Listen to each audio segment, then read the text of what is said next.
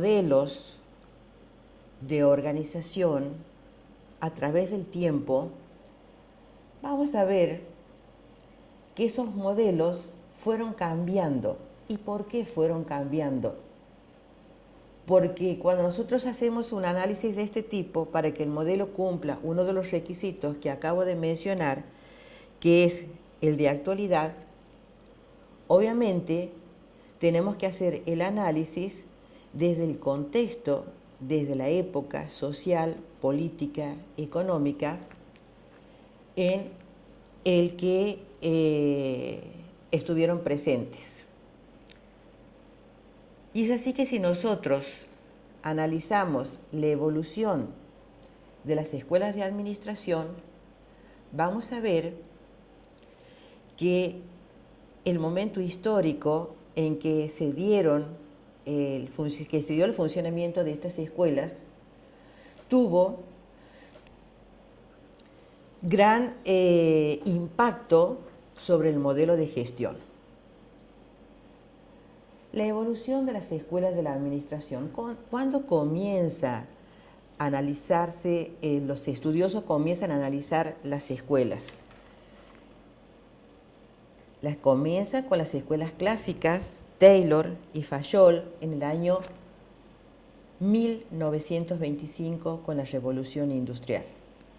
Obviamente, el análisis lo hacían sobre las empresas fabriles con un único fin, que era el de aumentar la eficiencia y la eficacia de estas empresas, con el fin de obtener mayores rendimientos. ¿Cuál era la problemática que habían observado hasta entonces? ¿Qué es lo que pasaba? Estas empresas llegaban a un rendimiento determinado o una X cantidad de producción y la mantenían en el tiempo. Obviamente, no podían pasar de ciertos límites de producción, lo que no era beneficioso para el empleador. Ahí comienza el análisis de las escuelas administrativas. Si nosotros nos detenemos en el tiempo, en la historia, y nos ubicamos en esa época, y aún así más antiguamente, vemos que antes, si el sistema de gobierno fueron las monarquías, ¿y qué pensaban los reyes? Los reyes pensaban que el poder venía de Dios, obviamente como dueños absolutos de los trabajadores en esa época, que eran los artesanos. Entonces, obviamente, eran dueños de hacer lo que quieran porque tenían el poder absoluto. ¿Qué es lo que marca como determinante a nuestras organizaciones fabriles en el año 1800? La revolución industrial y la aparición de la máquina a vapor. Entonces los procesos productivos comienzan a estandarizarse. Aparece uno de los principios muy importantes y que aún se mantiene en el tiempo, que es la división del trabajo, la delegación de las tareas y la sistematización. Esto es muy importante. Entonces, ¿qué es lo que se lograba? Con el fin, obviamente, de aumentar la productividad. Se especializaba al obrero en una tarea determinada, se tomaba el tiempo que le llevaba a hacer una tarea y se observaba la cantidad producida en un tiempo determinado, que estaba estandarizado.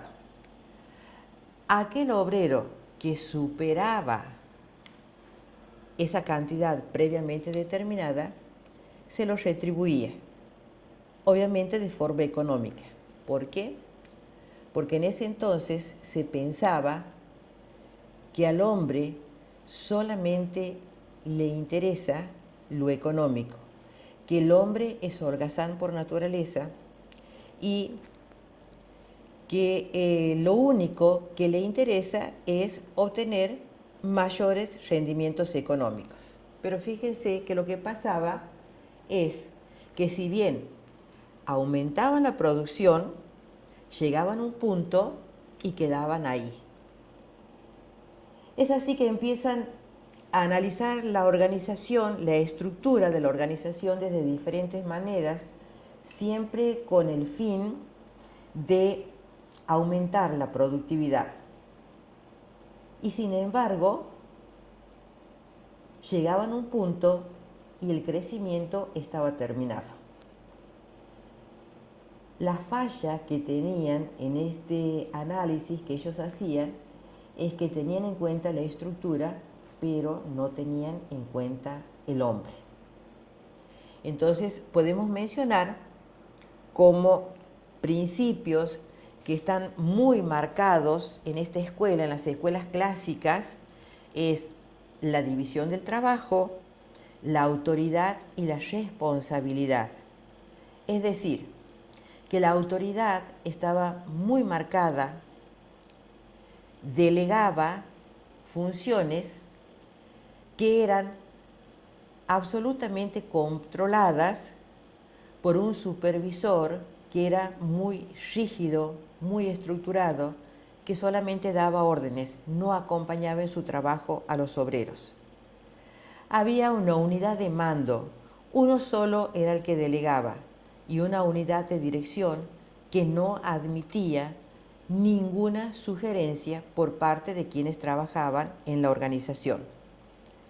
Obviamente, estas escuelas también nos dejaron principios que actualmente siguen vigentes, tales como aquellos de la subordinación del interés particular al interés general, que obviamente debe estar presente también en nuestras instituciones.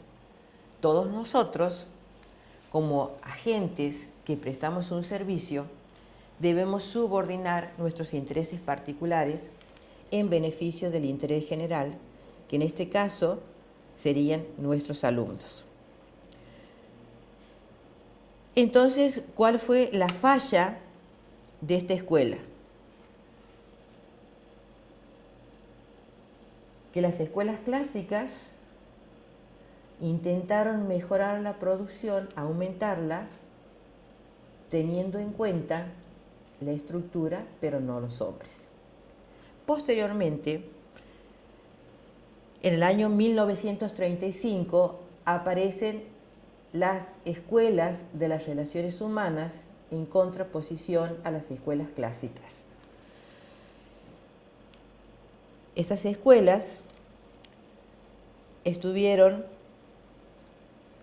a cargo de Elton Mayo y él tuvo en sus estudios como conclusión las exigencias crecientes de participación de obreros y empleados.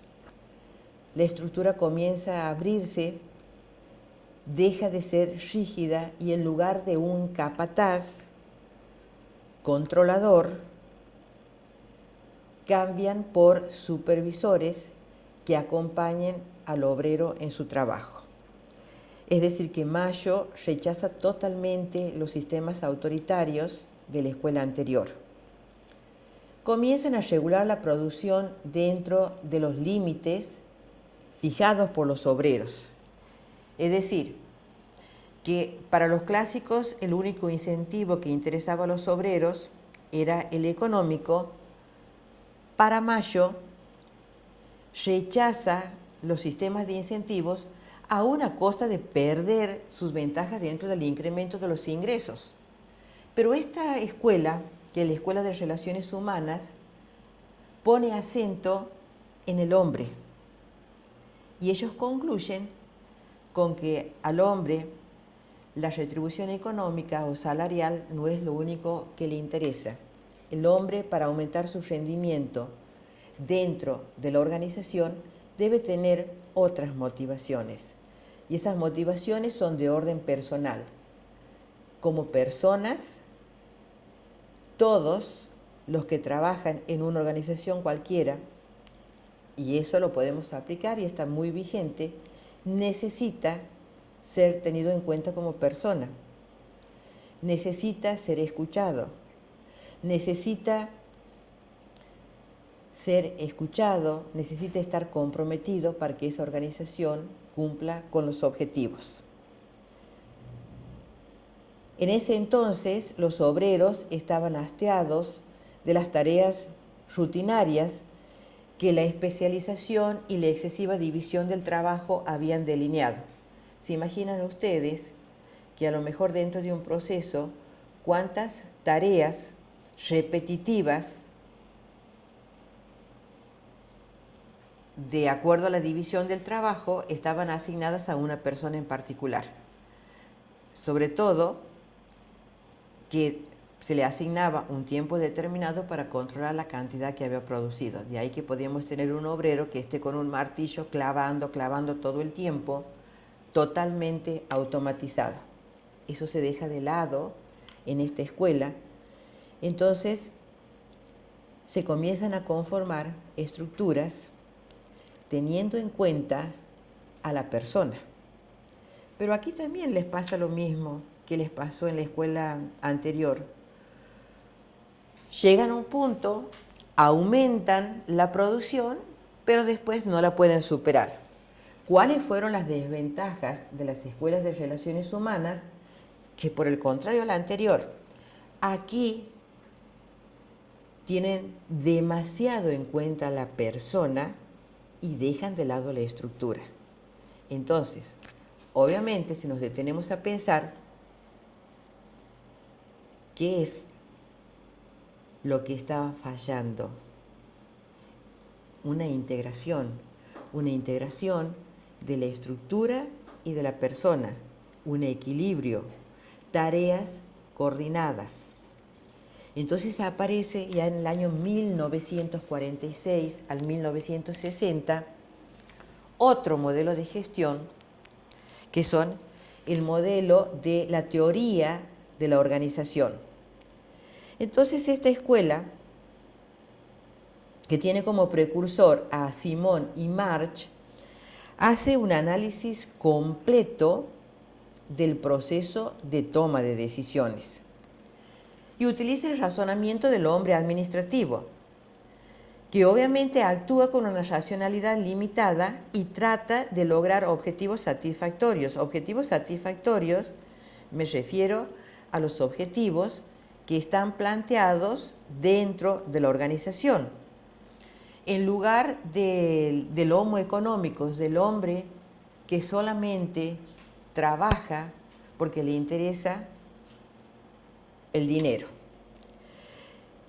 Esta escuela propone una metodología de mayor rigor lógico para el tratamiento de la estructura jerárquica y establece dentro de la estructura de la empresa una serie de cargos con distintos niveles de responsabilidad y de autoridad. Obviamente, el grado de responsabilidad está en función del cargo que desempeña dentro de la organización. Se abandona la figura del capataz, del controlador, y aparece el supervisor. El supervisor como una persona flexible que supervisa las tareas y que acompaña al obrero en sus tareas. A partir de la integración de estas dos miradas tan rígidas, una solamente la estructura, como fue la escuela clásica, y otra solamente hombres sin estructuras, como fue la escuela de relaciones humanas, a partir de la integración de esos dos conceptos, estas organizaciones fabriles, que fue donde se hicieron todo el análisis, obviamente pudieron aumentar la productividad, aumentar la producción. Obviamente que después se comenzó a trabajar sobre que estas organizaciones llegaran a cumplir su objetivo y que lo hicieran de forma eficaz y eficiente. Ustedes saben que entre estos dos términos hay una diferencia. Si la organización tuvo como su objetivo la producción de determinada cantidad de algún elemento determinado en un año y lo cumplió, podemos decir que alcanzó el objetivo de forma eficaz. Ahora lo que nos interesa es la eficiencia. ¿Qué significa esto? Que si la producción de esas unidades lo hicieron a un precio determinado cuando con la mayor combinación de recursos pudieron haberlo hecho a un precio menor, quiere decir que por más que alcanzó sus objetivos, no lo hizo de manera eficiente. Ser eficiente significa alcanzar los objetivos con el mayor rendimiento, con la mejor combinación de recursos disponibles. A esto apuntan las organizaciones y muchos de estos principios están vigentes aún ahora y también los podemos aplicar a nuestras instituciones educativas.